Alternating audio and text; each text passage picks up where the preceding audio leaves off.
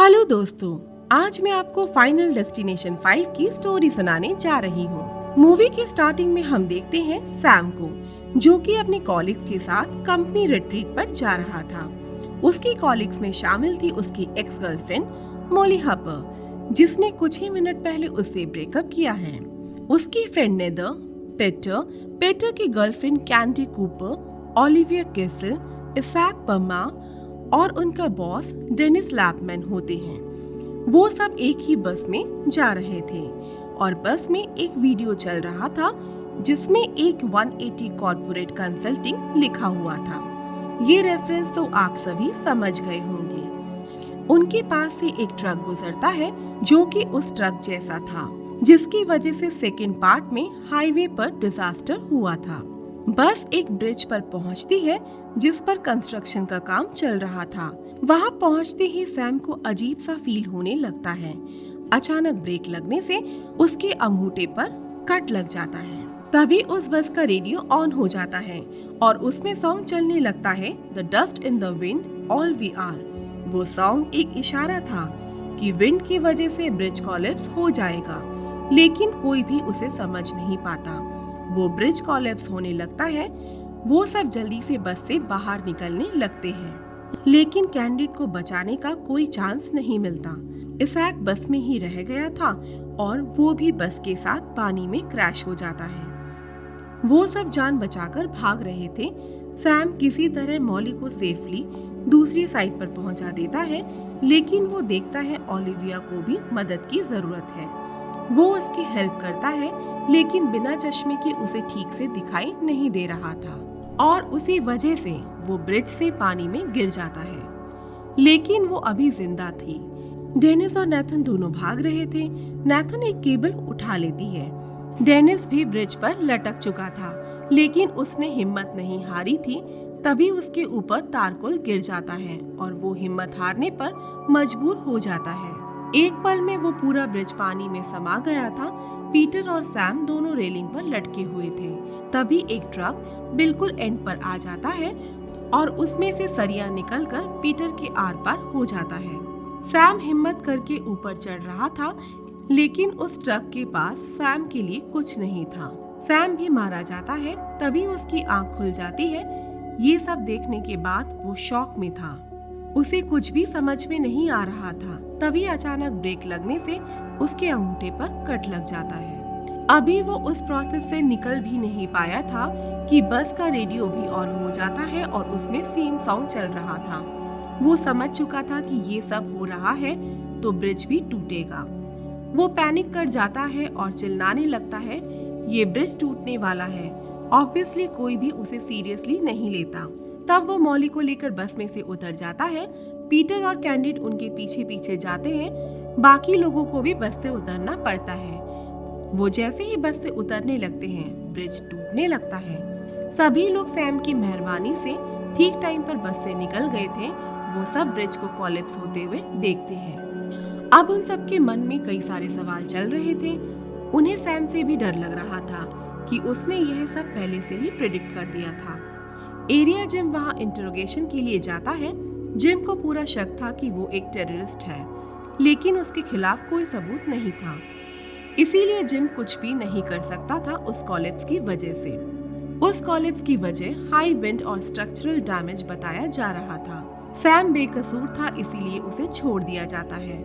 वो सब बाकी वर्कर्स के मेमोरियल पर जाते हैं और वहाँ उन्हें मिलता है विलियम, जो कि उन्हें कहता है कि डेथ को चेकिंग बिल्कुल भी पसंद नहीं आ रही।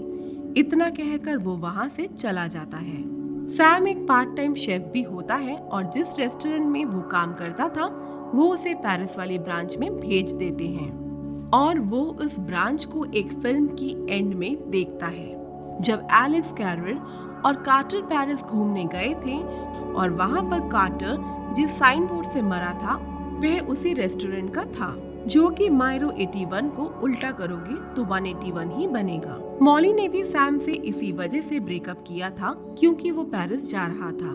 कैंडी डेली जिम प्रैक्टिस कर रही थी और पीटर उसे देख रहा होता है।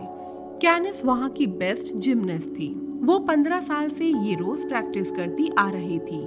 अपनी रेगुलर प्रैक्टिस करते हुए एक चेन रिएक्शन की वजह से वह गिर जाती है और उसकी स्पाइन टूट जाती है और उसके बचने का भी कोई सवाल नहीं था और इस सीन ने भी काफी लोगों की लाइफ को इफेक्ट किया था।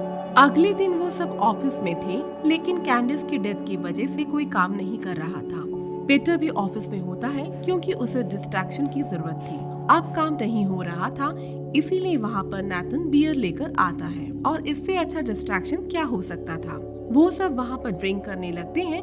उसके स्पा का टिकट मिलता है और वो बिना कोई देर किए चुपचाप उस स्पा के लिए निकल जाता है। इधर ओलिविया को डॉक्टर से मिलना था, इसीलिए वो भी जाने लगती है और बैग उठाते वक्त उसके डेस्क से फोटो नीचे गिर जाती है। हम देख सकते हैं कि ये फोटो डेविल रोलर कोस्टर पर ली गई थी।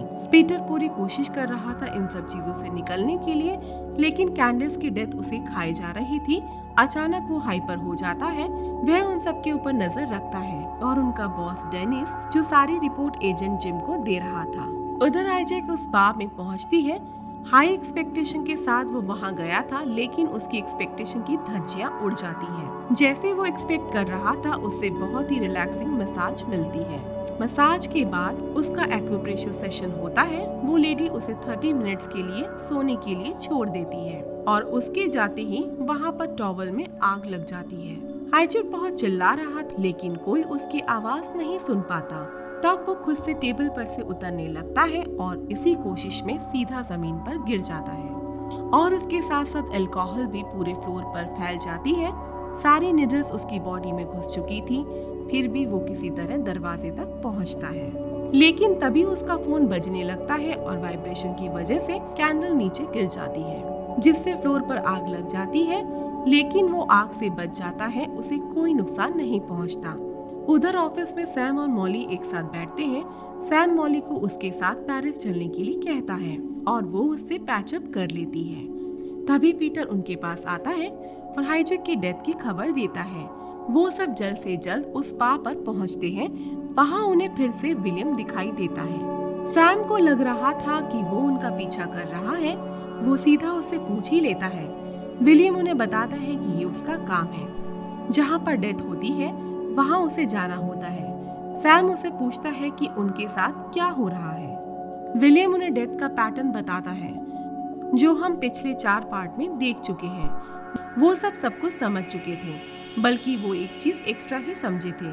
उनके हिसाब से किसी एक को मार देंगे तो डेथ की लिस्ट की जगह वो चला जाएगा और मारने वाले की उम्र उन्हें मिल जाएगी। इस तरह वो अपनी लाइफ उसे दे देंगे और उसकी लाइफ खुद जिएंगे, लेकिन अपनी जान बचाने के लिए किसी दूसरे की जान को बेरहम ही ले सकता था। विलियम उन्हें ये बताता है कि वे सब मरेंगे, लेकिन मॉली नहीं मरेगी क्योंकि वो ब्रिज कोलैप्स में नहीं मरी थी। ये सुनकर पीटर के हाव भाव बदल जाते हैं। वह सोचता है कैंडिस क्या कम थी जो मॉली भी मर जाएगी। वो गुस्से में वहाँ से चला जाता है। अब उन्हें सब कुछ पता चल चुका था, लेकिन जिसे नहीं पता था वो है ओलिविया। और सैम और मॉली सीधा उसी के पास जाते हैं उसे यह सब बताने के लिए। उधर ओलिविया अपनी आंखों का लेजर ट्रीटमेंट करवाने गई थी। डॉक्टर ने सब सेटअप कर दिया था। ओलिविया ने अपने हाथ में एक टेडी बियर रखा था, जिसे वो घबराहट में दबा रही थी। इसी वजह से उस टेडी की एक आंख भी निकल जाती है। डॉक्टर ऑलमोस्ट रेडी था, तभी वो देखता है कि उसके पास इनकम्प्लीट फाइल है। वो ओलिविया को वैसे ही छोड़कर वहाँ से चला जाता है और उसके जाते ही मशीन में शॉर्ट सर्किट हो जाता है और उसी वजह से लेजर की इंटेंसिटी बढ़ने लगती है। वो नॉनस्टॉप बढ़ती जा रही थी और ओलिविया की घबराहट भी। वो उसे रिमोट से बंद करने की कोशिश करती है, लेकिन उसका हाथ लगने से रिमोट नीचे गिर जाता है और उसका स्टार्ट बटन दब जाता है। वो लेजर अपना काम करना शुरू कर देती है और सीधा ओलिविया की आंख जला देती है। एक आंख पर से वो दूसरी पर शिफ्ट होती है। तब ओलिविया अपना हाथ आगे करके दूसरी आंख को बचाती है। इससे पहले कि वो मशीन उसे पूरी तरह जला दे, वह किसी तरह से उस मशीन से उतर जाती है। तभी सैम और मॉली वहाँ पर पहुँच जाते हैं, लेकिन इससे पहले कि कुछ कर पाते कि ओलिविया का पैर उस टेडी बियर की आंख पर पड़ता है और वो सीधा विंडो से निकलकर एक कार पर गिरकर मर जाती है और उसकी आंख भी बाहर निकल जाती है। वहाँ एजेंट जिम आता है। सैम से सवाल जवाब करने लगता है। सैम उसे डेथ वाली सारी बातें बताता है, जिस पर कोई भी विश्वास नहीं कर सकता था। अब ओलिविया के बाद बारी थी नाथन की। वो काम पर वापस जा चुका था। वहाँ उसका कोवर्कर से झगड़ा हो जाता है। नाथन को पता चल चुका था कि उसके ऊपर एक हुक गिरने वाली है, जो ऑब्वियसली उसकी डेथ का कारण बनेगा। अब यह उसके दिमाग में डेथ को चीट करने वाली बातें आने लगती हैं और वो रॉय को उसके नीचे धक्का दे देता है, जिससे उसकी जगह रॉय मर जाता है और ये पूरी तरह एक एक्सीडेंट लगता है। रॉय की डेथ की न्यूज पीटर डेनिस को देता है, साथ ही डेथ की डिजाइन के बारे में भी बता देता है कि वो भी एक सर्वाइवर है। डेनिस उसकी किसी बात पर यकीन नहीं करता, उल्टा वो उसकी सारी बातें एजेंट जिम को बता देता है। वो सब नाथन के पास जाते हैं, जो कि अभी भी डेथ वाली जगह पर ही था।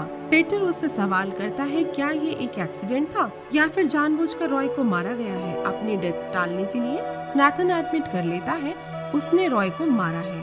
अब अगर उनकी कहानी सही है तो नाथन ने अपनी लाइफ रॉय को दे दी और रॉय ने खुद अपनी लाइफ ले ली। तभी वहाँ डेनिस भी आ जाता है और उसके आते ही एक रेंच सीधा उसके चेहरे में घुस जाता है। यानी कि उनकी थ्योरी बिल्कुल ठीक है, डेथ से बचने के लिए ऐसा किया जा सकता है। ये मूवी यहीं पर खत्म होती है।